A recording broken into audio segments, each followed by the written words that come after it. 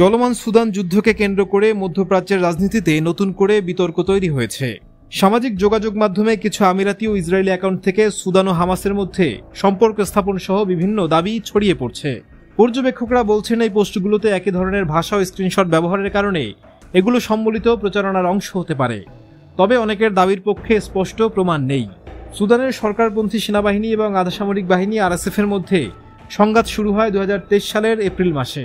সামরিক কাঠামোর সংস্কার ও আরএসএফকে আনুষ্ঠানিকভাবে সেনাবাহিনীর সাথে একীভূত করার প্রশ্নে দুই পক্ষের মধ্যে উত্তেজনা ছড়িয়ে পড়ে। পরবর্তীতে এই দ্বন্দ্ব রক্তক্ষয়ী যুদ্ধে রূপ নিয়েছে। এই যুদ্ধে এখন পর্যন্ত 10,000 মানুষ নিহত হয়েছে, বাস্তুচ্যুত হয়েছে 1,30,00,000-এর বেশি মানুষ।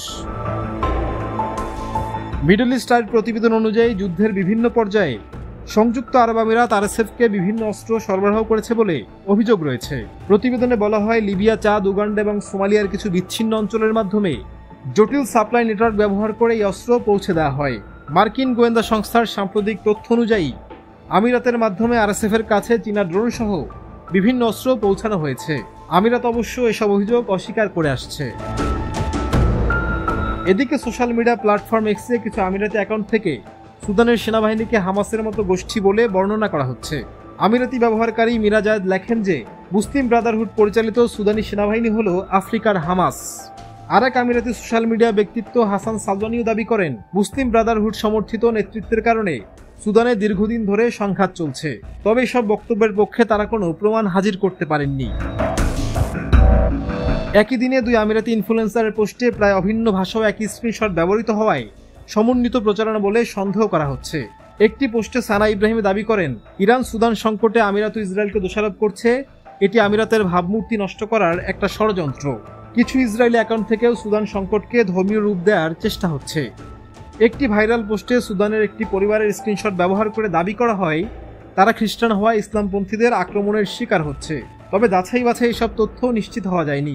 সুদানের 90% বেশি নাগরিক মুসলিম, ফলে এই দাবিও ধোপে টিকছে না। বিশেষজ্ঞরা বলছেন এটি ধর্মীয় যুদ্ধ নয়, বরং ক্ষমতার লড়াই। ইসরায়েলি ডানপন্থী প্রভাবশালী ব্যক্তি আভি ইয়েমিনিও একই দাবি করেছেন। তিনি বলছেন, সুদান, নাইজেরিয়ার খ্রিস্টানরা জিহাদিদের হাতে গণহত্যার শিকার হচ্ছে, কিন্তু কেউ সেদিকে মনোযোগ দিচ্ছে না। তবে তথ্য অনুযায়ী সুদান যুদ্ধ ধর্মীয় কারণে হচ্ছে এমন কোনো নিশ্চিত প্রমাণ নেই। 2020 সালের সেপ্টেম্বর মাসে আমিরাত ও ইসরায়েল সম্পর্ক স্বাভাবিক করে। তারপর থেকে দুই দেশের মধ্যে রাজনৈতিক অর্থনৈতিক সম্পর্ক উল্লেখযোগ্যভাবে বৃদ্ধি পেয়েছে।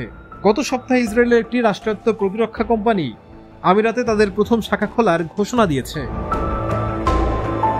বিশ্লেষকরা বলছেন, যুদ্ধক্ষেত্রের বাস্তবতাকে সোশ্যাল মিডিয়ায় ভিন্ন খাতে প্রভাবিত করলে সেটি নেতিবাচক প্রভাব ফেলবে এবং সুদানিদের জন্য তা অনেক কষ্ট বয়ে আনবে।